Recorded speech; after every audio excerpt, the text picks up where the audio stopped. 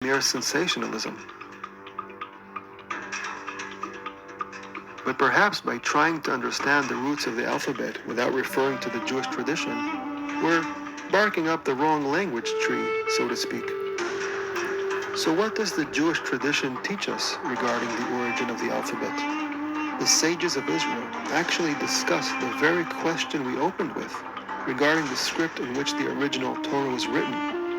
And while several opinions are offered, let us examine the one which seems to be the most consistent with what we currently know, thanks to historical and archaeological records.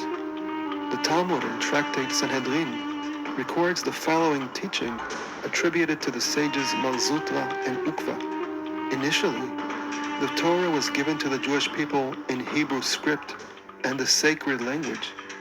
It was later given to them again in the days of Ezra in Assyrian script and the Aramaic language.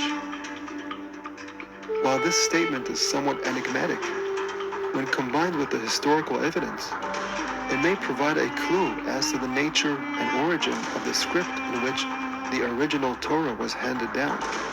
According to this teaching, the original Torah was written in the Hebrew script. Now, since the revelation at Sinai should be dated to the second half of the second millennium BCE, the original Torah had to have been comprised of the only alphabet that existed at the time.